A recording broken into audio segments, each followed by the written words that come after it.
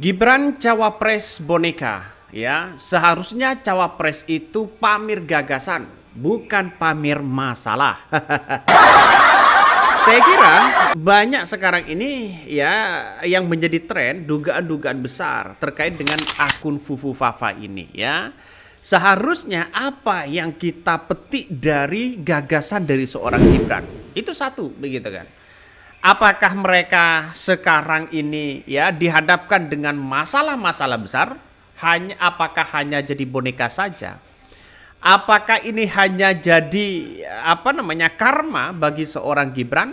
Bagaimana seorang wapres itu ya bisa dikunci atau menjadi ban serep? Ini banyak realitasnya dan masalah-masalah besar yang kemudian ya dibicarakan oleh masyarakat. Terutama yang sangat-sangat meresahkan sekali adalah terkait dengan akun Fufu Fafa yang kemudian ya sekarang menjadi viral di media sosial. Akun-akun itu yang kemudian banyak melecehkan seorang Prabowo. Dan sekarang kita lihat saja bahwa Prabowo memimpin ya terpilih menjadi presiden, nampaknya sudah tahu bahwa akun-akun mana yang kemudian mereka mengkritik sejak 2014-2019. Bisa saja sekarang ya Gibran hanya dijadikan boneka. Tapi inilah politik sekarang ini begitu. Lebih seru-seru lagi begitu kan ya. Makanya semua orang itu tertuju pada Gibran. Makanya kalau kita merujuk pada tulisan-tulisan apa yang disampaikan oleh Siptian Raharjo atau Gus Raharjo di situ ya. Pertama dia menyampaikan bahwa salut ya dengan Gibran yang berani bersikap tidak lumrah. Kalau cawapres lain biasanya memamerkan ide-ide dan gagasan. Gibran dengan bangga justru memamerkan masalah. Gibran dengan enteng menabrak moral dan etika. Bahkan ya dari sisi legitimasi pencalonannya ya bisa dibilang cacat hukum. Bayangkan saja Gibran melenggang ke gelanggangan Pilpres 2024 berkat jasa sang paman pada waktu itu. Dan kini sang paman dinyatakan melanggar etika berat dan sudah ya diberhentikan dari jabatan Ketua Mahkamah Konstitusi. Dan tidak hanya itu, kabarnya begitu kan ya. Kabarnya kepengurusan PDIP terbaru mereka juga digugat. Ada apa ini di balik ini semua? Kalau semuanya itu digugat secara ya moralitas hukum, Gibran adalah cacat hukum. Ditambah lagi dengan akun Fufu Fafa yang kemudian sekarang masyarakat sudah tahu bahwa akun Fufu Fafa itu miliknya siapa. Jadi inilah yang kemudian kalau menurut saya dan asumsi saya bisa saja Gibran ini hanya dijadikan boneka saja ya. Mengapa tidak?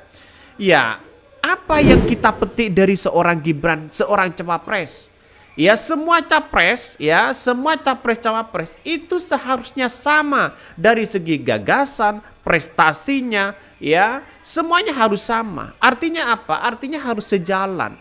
Bagaimana mungkin pemerintah hari ini begitu kan? Kalau seorang Prabowo nantinya dilantik dan berhalangan, seharusnya kan wakil yang menggantikan itu.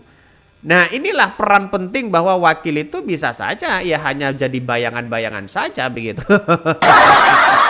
Kita tahu bahwa politik sekarang ini masyarakat bisa melihat ya kapasitas dari seorang Gibran.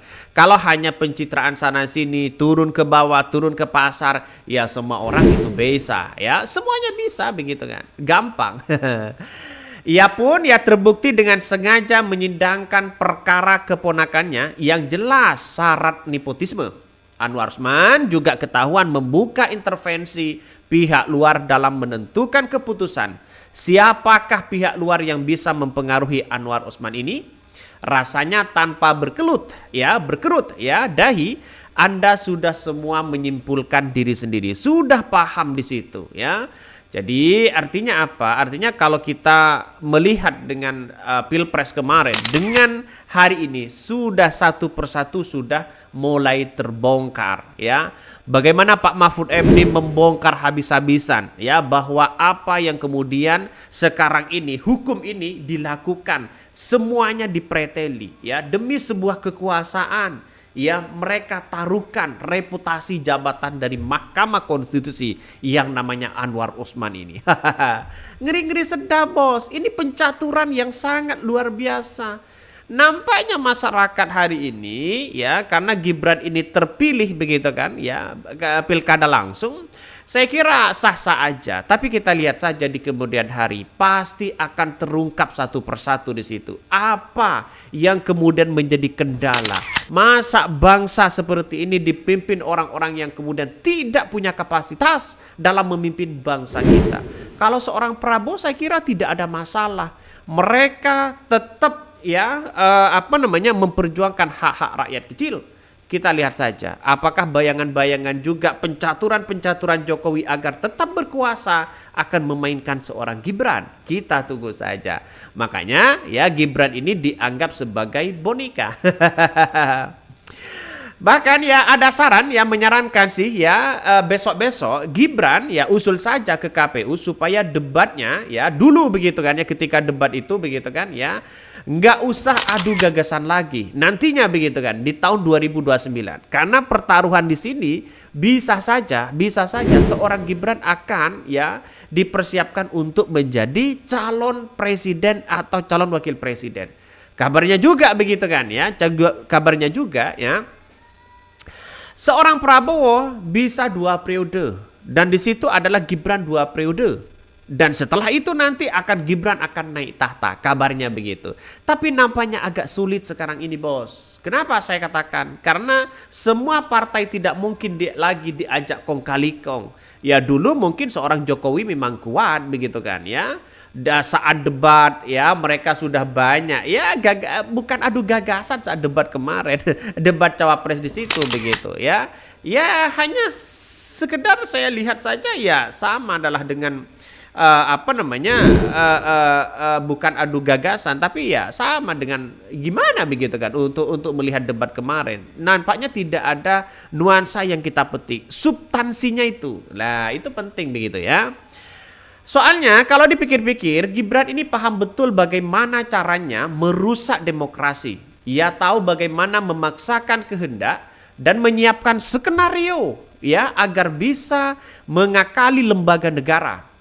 Ya, jarang sekali loh politisi yang punya kemampuan semacam ini.